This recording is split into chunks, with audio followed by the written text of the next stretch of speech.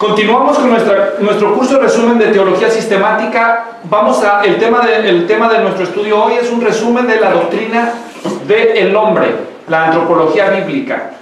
Antropología viene de un término griego que significa antropos, y es del griego antropos, que es ser humano. Un ser humano, hombre en términos genéricos se refiere a hombre o mujer, ¿ok? Y bajo este aspecto hay 4 subtemas que vamos a considerar en esta doctrina. Vamos a hablar acerca de la creación, el propósito, el género y el matrimonio de los seres humanos. ¿Estamos listos? Vamos a leer número 1 acerca de la creación del hombre. Y le vamos a pedir aquí, por favor, a las damas que lean. Vamos a empezar por este lado. Su creación. El hombre fue directa e inmediatamente creado por Dios a su imagen y semejanza. Libre de pecado, con una naturaleza racional, con inteligencia, voluntad, determinación personal y responsabilidad moral para con Dios. Muchas gracias. ¿Por qué creen ustedes que está el espacio en blanco, la palabra inmediatamente? El hombre fue directa e inmediatamente creado. ¿Por qué creen que dice y recalco esa palabra? Por la evolución teísta. Gracias, díganlo otra vez fuerte. La evolución teísta no cree que fue inmediatamente. ¿Qué dice? Dice que fue como un proceso, ¿no? Que Dios fue el que dio el Big Bang, y ahí pasaron los miles de años y fue evolucionando. Pero no creemos eso, porque la Biblia es muy clara. Si Adán no es quien dice la Biblia que es, sino el producto de una evolución, ¿cómo sabemos que fue Adán? Y no el Adán de Cromañón, ¿verdad? O el Adán neandertal. O sea, ¿cuándo fue Adán entonces? ¿Cuándo empieza a tener conciencia? ¿Cuándo empieza a tener voluntad? ¿Cuándo deja de ser animal y se convierte en hombre? ¿Captan el punto? Eso es muy serio. Entonces, el hombre fue creado directamente por Dios y fue creado A su imagen y semejanza. ¿qué dice el espacio? Inmediatamente. Es decir, que el hombre era joven, pero maduro. Físicamente hablando, no pasó por la infancia Adán, fue creado adulto. ¿No? Si hubiera hecho un examen de ADN para calcular su edad, hubiera tenido unos días de creación y ya era todo un adulto maduro, físicamente hablando. ¿Entienden? Porque fue creado inmediatamente. Como joven adulto. No lo creó tampoco como un embrión ni como un bebé. ¿Cómo lo creó? Ya en un estado adulto. Inmediatamente. ¿Está claro? Ok. Génesis 2:7, Génesis 2:15 al 25 y Santiago 3:9. ¿Qué dice Santiago 3:9? Con ella bendecimos a nuestro Señor y Padre, y con ella maldecimos a los hombres que han sido hechos a la imagen de Dios. No solo Adán y Eva, los hombres todos. ¿Está claro? Así que creemos que el hombre fue creado a la imagen de Dios, tuvo un nombre. ¿Cómo se llamaba? Adán. ¿Sí? Y hay muchos pasajes del Nuevo Testamento que citan a Génesis como un relato literal. Como dijo, por ejemplo, el Señor Jesucristo dijo que el divorcio no es correcto porque al principio Dios los creó, varón y hembra los creó. ¿Qué está citando el Señor Jesús? Génesis capítulo 2:24. La creación de Adán y Eva. Cuando Pablo dice en Romanos 5, por un hombre entró el pecado al mundo y por el pecado la muerte, así todos los hombres pecaron, así todos los hombres mueren por cuanto todos pecaron. Porque en Adán, dice Pablo así, su nombre lo dice. Entonces, ¿creía Pablo en Adán? Sí. En 1 Corintios 15, cuando cita la resurrección, dice porque el primer Adán y del segundo Adán, entonces Adán era para ellos un personaje histórico literal. ¿Ok? Fue creado inmediatamente. Número 2, segundo subtema de la antropología bíblica, el propósito por el cual Dios creó al hombre. Vamos a leer. La otra dama por allá atrás. Su propósito original, la intención de Dios en la creación del hombre fue que Él mismo glorificará a Dios. Entonces ya habíamos hablado, al hablar de los propósitos de Dios en el tema de teología propia, el propósito supremo de Dios es doxológico. ¿Qué significaba eso? ¿Alguien recuerda? Su propia gloria. Todo para su gloria. Para su gloria. Quiere decir que la creación del hombre también fue para lo mismo. ¿Sí? Prosigue. Disfrutará de la comunión con Él, vivirá su vida en la voluntad de Dios y de esta manera cumplirá el propósito de Dios para el hombre en el mundo. Entonces, una vez más, el propósito de Dios es para el hombre que glorifique a Dios, que disfrute de Dios, que tenga comunión con Él. ¿Está claro? Por eso lo hizo su imagen. Que viviera en su voluntad, es decir, le dio libre albedrío para que el hombre eligiera agradar a Dios. ¿Está claro? Por su propia voluntad. Y de este modo cumple el propósito sobre la tierra. Isaías 43:7 dice que Él a los creó para su gloria. Dice, y todo el que es llamado por mi nombre, a quien he creado, ¿para qué? Para mi gloria. Dios creó al hombre para su gloria. Muy bien. Colosenses 1:16 nos dice también que Cristo hizo todo lo visible y lo invisible por medio de Él y para Él. Cristo. Él es nuestro creador para su gloria. Y en Apocalipsis 4:11 dice, digno eres, Señor y Dios nuestro, de recibir la gloria, el honor, el poder, porque tú creaste todas las cosas y por tu voluntad existen y fueron creadas. ¿Por qué? Porque somos criatura y por eso le damos la gloria. ¿Está claro? Ese es el propósito original de Dios, que el hombre viva para su gloria, teniendo comunión con Él, obedeciendo su voluntad y también administrando la creación. Ahora hablemos de los géneros, es decir, masculino y femenino. A eso nos referimos con el género. ¿Está claro? Vamos a pedirle a otra dama, por ahí atrás. Su género. Dios creó el género y la sexualidad humana. El género no es confuso ni flexible o determinado por la preferencia humana, ni mucho menos resultante de un proceso accidental de evolución. Entonces, Dios dice en Génesis 1:27, creó al hombre a su imagen y semejanza. Varón y hembra los creó. Así dice el texto. Varón y hembra los creó. Fue diseño divino, automático, inmediato. ¿Está claro? Mateo 19:4, el Señor Jesús cita esas palabras también diciendo, porque el que los creó, varón y hembra los creó. Señor Jesús. ¿Sí? Dice, ¿no habéis leído que aquel que los creó desde el principio los hizo varón y hembra?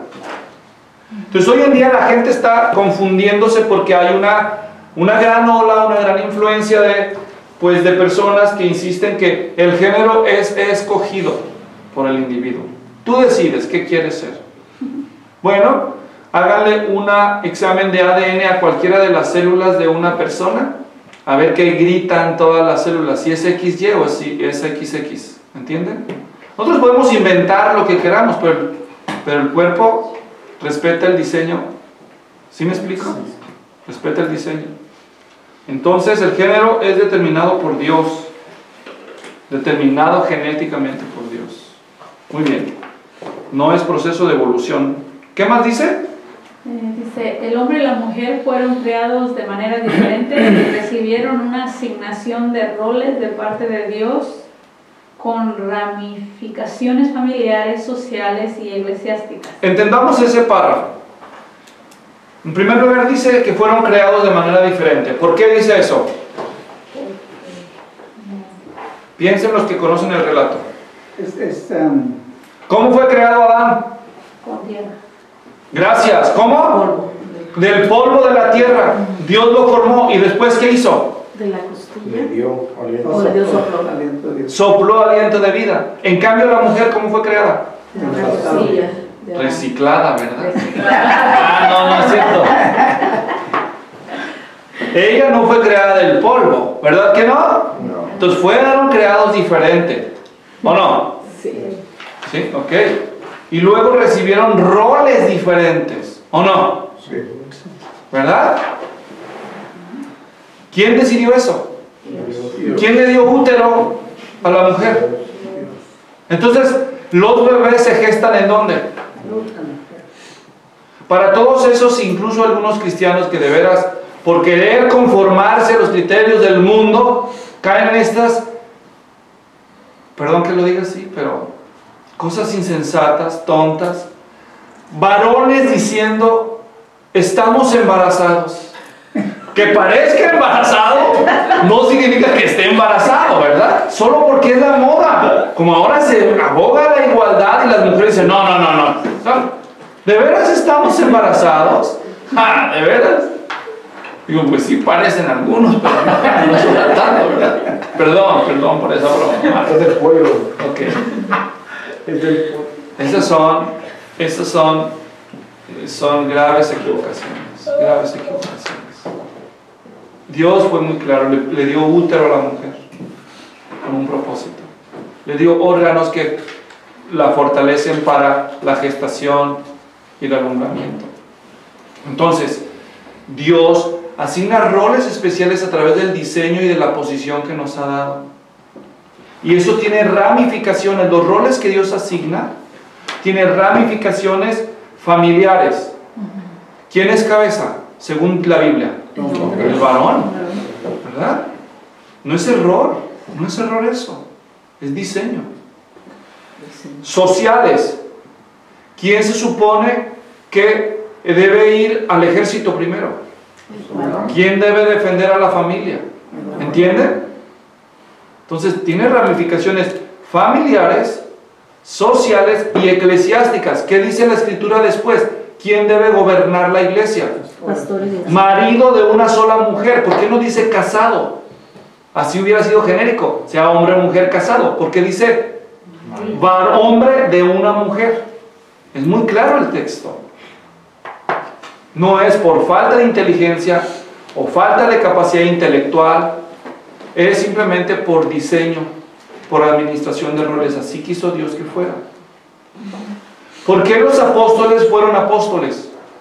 ¿Porque eran más inteligentes? ¿Porque eran más nobles, de mejor alcurnia? ¿Porque tenían mejores estudios académicos o religiosos? No, porque el Señor los escogió. Fueron los primeros. ¿Entienden? ¿Por qué dice la Biblia en 1 Timoteo que el hombre gobierna en la iglesia y no la mujer? Y así dice el texto. Porque Adán fue creado primero y no Eva. Solo es por orden de creación. ¿Por qué Pedro tuvo más influencia que Esteban? Porque estuvo primero Pedro que Esteban. Pedro fue apóstol y Esteban fue un servidor. Algunos dicen que fue un diácono. Pedro estuvo primero. Hubo un orden. Los apóstoles primero y los otros después. No todos somos apóstoles, ¿o sí? No. Bien, siguiente, ahí en el párrafo estamos todavía, el género. El género de una persona es definido permanentemente desde su concepción y se revela en el nacimiento. ¿Está claro? ¿Quién elige el género de una persona? Dios. ¿Cuándo? En la concepción. Ya para cuando el niño nace, ya está bien definido eso. Nadie le preguntó, ¿verdad? Muy bien, siguiente. Dios espera que la persona viva de acuerdo con el género que le fue concedido por él al nacer. ¿Está claro? Dios espera que la persona... No significa que todos tienen que ser iguales. Hay niños más varoniles, más aguerridos, más fornidos, qué sé yo, como quieran decirlo, que otros. No todos tienen que ser iguales. Pero si Dios asigna un rol, Él espera que vivamos en función de ese rol. ¿Sí me explico? ¿Te parecería lógico que un niño, como un día se siente como perro, pues entonces hay que tratarlo como un perro? Yo soy perro. Hoy soy Firulais. Soy Firulais. Solo porque dice que es Firulais, ya es Firulais. No, ¿verdad? No. Bueno, pues entonces, si el día de mañana usted se levanta sintiéndose Filomena, ¿okay?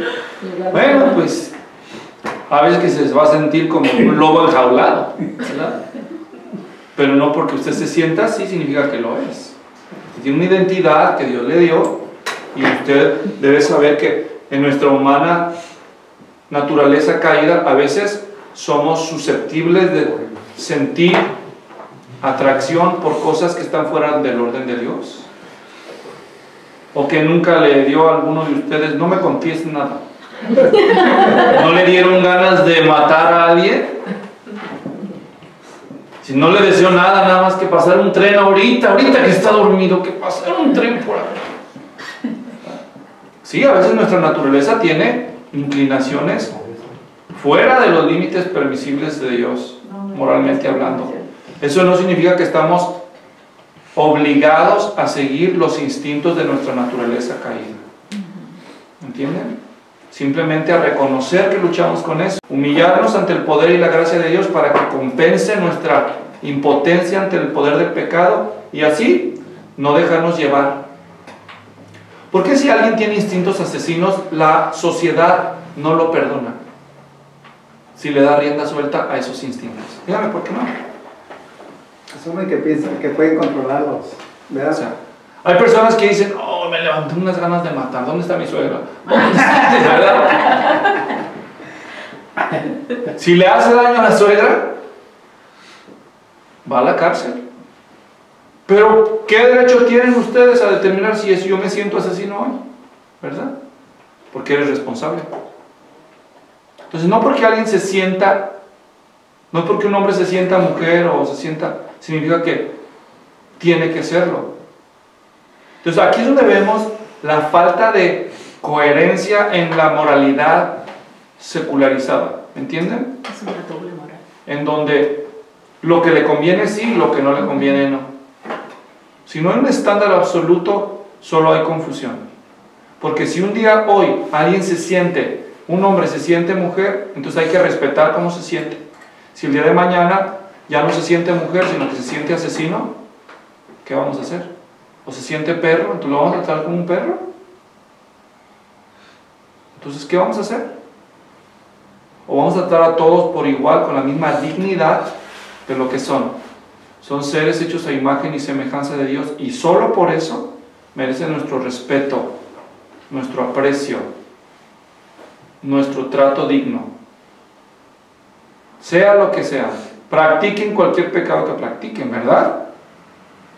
Entonces, al creer en las Escrituras, no podemos consentir con perspectivas distorsionadas, simplemente reconocer el gran poder que el pecado ejerce sobre la raza humana, conduciéndole a expresiones desordenadas y destructivas que son redimibles por la gracia de Dios, que son corregibles por el poder del Espíritu Santo.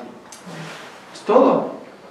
La homosexualidad no es un pecado más grande que otros, es un pecado como la mentira, como el robo, como cientos de otros pecados. ¿Me explico? Pero tampoco podemos justificarlo porque está de moda. Entonces, es Dios el que nos ha concedido ese regalo del género desde antes de nacer y Él espera que vivamos en consonancia con eso, con ese diseño. ¿Terminamos de leer? Nos falta ahí el último, dice, el género asignado por Dios debe ser usado para sus propósitos y gloria. Desviarse de esto es rebelión contra Dios. En Romanos 1:24-27 nos dice claramente eso, que porque no consintieron, vamos a leer el pasaje, dice, por consiguiente Dios los entregó a la impureza en la lujuria de sus corazones, de modo que deshonraron entre sí sus propios cuerpos, porque cambiaron la verdad de Dios por la mentira, y adoraron y sirvieron a la criatura en el lugar del Creador, que es bendito por los siglos. Amén. Escuché un fragmento de un sermón o de una enseñanza que dio un pastor que se llama Andrés Corson, colombiano, es muy famoso y muy popular, le habla a multitudes de personas, pero ese pastor dice que es posible ser homosexual y ir al cielo, y está hablando de esa inclinación. Pero comete un grave error este señor, que esta es una de las muchas varias falsas enseñanzas que él ha predicado, y miles de personas lo siguen a él, miles, literalmente miles, y lo defienden. Entonces, él dice que los homosexuales, al igual que los alcohólicos, pueden tener esa inclinación, pero no por eso practicarlo y van a ir al cielo. Pero la Biblia no usa esos términos. Fíjense bien, en 1 Corintios 6. Aquí es donde puedo demostrar este grave error. 1 Corintios 6. Dice en el versículo 10 y 11, desde el 9. ¿O no sabéis que los injustos no heredarán el reino de Dios? No os dejéis engañar, ni los inmorales, ni los idólatras, ni los adúlteros, ni los afeminados, ni los homosexuales, ni los ladrones, ni los avaros, ni los borrachos, ni los difamadores, ni los estafadores heredarán el reino de Dios. No está poniendo la homosexualidad por arriba, ni por abajo. Es parte de un grupo de pecados. ¿Entienden? Observe el versículo 11. ¿Y esto qué dice? ¿Qué diferencia hay entre erais y sois? Que ya no eres. Pasado, presente. Erais, pasado, presente y futuro. Pasado. Sois, pasado, presente y futuro. Presente. Pablo nunca hubiera estado de acuerdo con el señor Corson. El señor Corson dice, tú puedes ser homosexual y entrar al cielo. Y Pablo dice, no. Eso eras. Ya no eres eso. ¿Qué eres ahora entonces? Ahí lo dice el texto. Esto erais algunos de vosotros, pero fuisteis. ¿Ahora qué eres? Lavado. ¿Qué más? Santificado. Justificado. ¿Saben cómo le llama Pablo a los que antes eran eso? Les llama santos, los santificados. Vean cómo empiezan sus epístolas. Pablo, apóstol de Jesucristo por la voluntad de Dios, a los santos. ¿Cómo los llamaba? Santos. Eso es lo que son.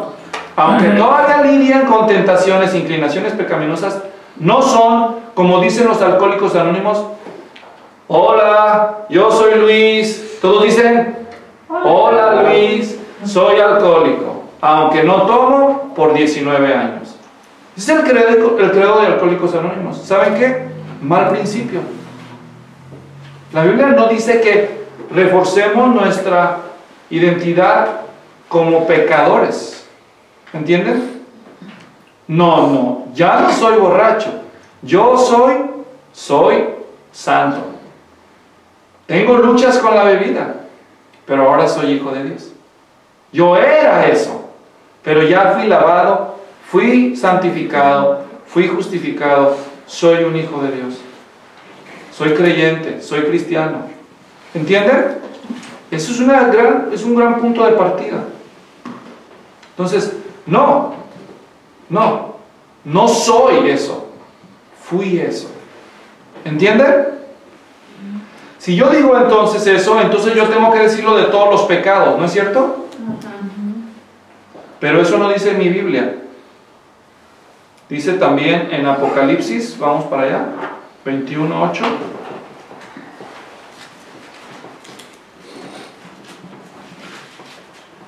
Pero los cobardes, incrédulos, abominables, asesinos, inmorales, hechiceros, idólatras y todos los mentirosos tendrán su herencia en el lago que arde fuego y azufre. No pueden entrar al reino de Dios. En el 22:15 también lo encontramos. Dice, afuera están los perros, los hechiceros, los inmorales, los asesinos, los idólatras y todo el que ama y practica la mentira. Entonces, no. Primera de Juan 3:15. ¿Qué dice ahí? Leo.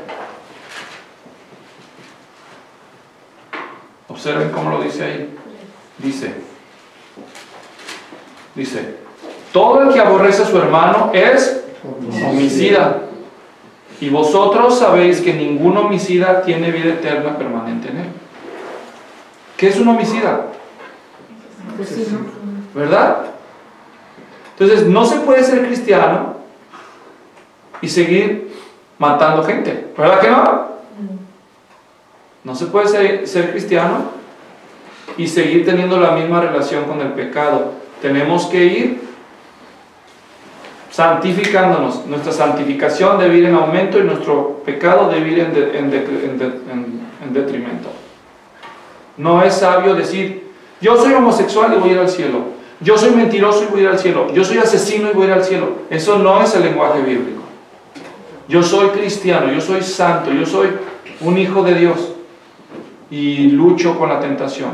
Si decimos que no tenemos pecado, le hacemos al mentiroso, pero no por eso vamos a identificarnos como los impíos. ¿Me entienden?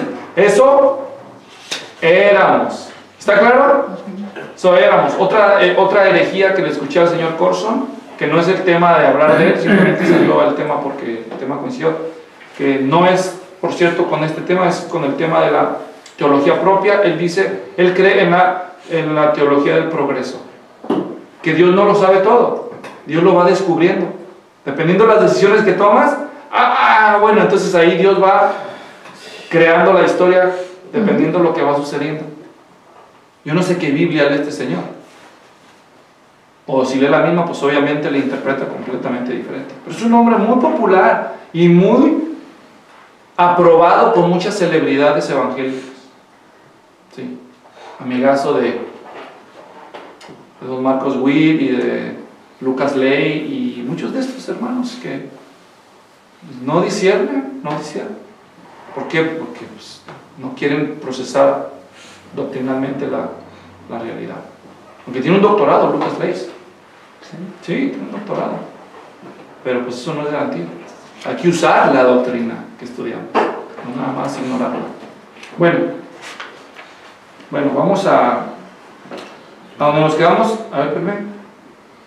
Estábamos hablando del género. Y por último, el último subtema de la antropología bíblica, el matrimonio.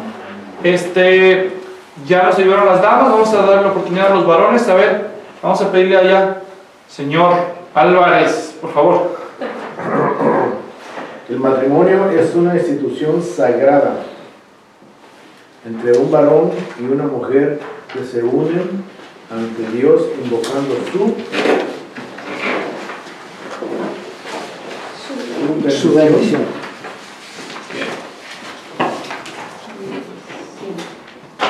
Es sagrada. ¿Por qué creen que subrayé esa palabra? ¿Qué significa sagrada? ¿Bendecida? ¿Sagrada de santo? Santo apartado. Bien. Santa apartada. Lo sagrado está relacionado ¿con quién? Dedicado. Con Dios. Dedicado.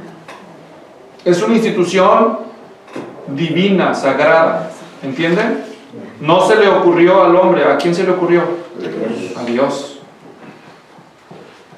Dejará el hombre a su padre, su madre, se unirá a su mujer, serán una sola carne. Y los bendijo Dios. ¿Entienden? Entonces, ¿por qué haría Dios a un varón con una estructura física, biológica, reproductora, compatible con el de la mujer? ¿Entienden?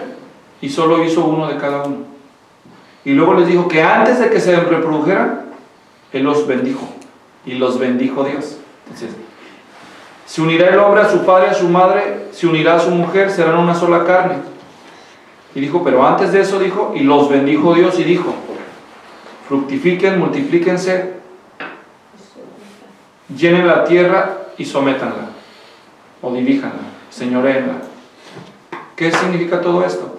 Que antes de fructificar y multiplicaos, pues los tuvo que bendecir Dios, ¿entienden? Por lo tanto, hubo una bendición divina sobre la pareja antes de que empezaran a procrear. Entonces, la única forma en que esto puede realizarse después de Adán y Eva es cuando la pareja, por su propia voluntad, comparece ante Dios para invocar su bendición. ¿Sí o no? Por eso creemos en el matrimonio. Porque el orden divino es un varón, una mujer, voluntariamente comparecen ante Dios para invocar su bendición antes de empezar a reproducirse, teniendo sexualidad. Antes de ser una sola carne, aunque no tuvieran hijos, antes de ser una sola carne. por desgracia, muchos, incluyendo los que dicen ser cristianos, no se sujetan al modelo de Dios y deshonran el sagrado vínculo matrimonial. Y si ustedes fueron parte de eso, bueno, pues arrepiéntanse. Si ya se arrepintieron, qué bueno. Pero no porque fallen muchos o hayan fallado muchos en eso, significa que Dios ha cambiado los estándares para el matrimonio. No han cambiado. Una persona que estaba descubriendo este principio por primera vez me dijo, no sabía que era pecado no tener relaciones antes de casarte. Al contrario, me dijo. Es más, yo nunca he conocido a alguien que haya llegado virgen al matrimonio. Pues eso ya no existe. Y yo le dije, mi esposa y yo sí lo hicimos. Que no hayas conocido a alguien no significa que no hay. Han cambiado los estándares. Sí hay personas y siguen vigentes los estándares. Entonces, pues, no se confundan. Es una institución sagrada, ¿sí? Que invocan la bendición de Dios. Dice claramente, con el propósito de acompañarse. No es bueno que el hombre esté solo. Disfrutar de la sexualidad, ¿verdad? Ya que los bendijo Dios, entonces sí. Dice, disfruten. En Proverbios 5, 28 y 29 dice que son las caricias de la mujer casada las que deben satisfacer los deseos de su varón. Y en 1 Corintios 7 dice que el varón debe satisfacer los deseos físicos de su esposa. Entonces, para eso nos dio Dios el matrimonio, para disfrutar de la sexualidad de manera plena, sin culpas, para procrear y también para, a través de nuestra unión fiel, modelar al mundo lo que es el Evangelio. Como amó a la iglesia, así el marido debe amar a su esposa, y como la iglesia respeta a Cristo, la esposa debe respetar a su marido, porque eso es un misterio. La relación entre Cristo y su pueblo era un misterio complicado, difícil de entender en el Antiguo Testamento, ¿no es cierto? Pero el matrimonio era una institución obvia, ¿sí o no? Y entonces Pablo está diciendo que en el formato del matrimonio estaba proyectado de manera anticipada la obra de Cristo. Pues el propósito del matrimonio, bajo el esquema de Dios, también tiene una misión espiritual, que es proclamar el Evangelio de Jesucristo, demostrar el sacrificio y el amor, la relación que hay entre Cristo y su pueblo. ¿Está claro? Bien. Bueno, pues así damos por resumido los 4 subtemas de la doctrina del ser humano, que son, ya dijimos, la creación, que Dios hizo de ellos. También dijimos, número 2, ¿cuál era? Su propósito original. El propósito por el cual Dios los creó, sus géneros y el matrimonio. En el próximo estudio nos dedicaremos a considerar la doctrina del pecado, que la llamamos técnicamente ¿cómo? Y bueno, vamos a tener que esperar para esa hasta la próxima entrega.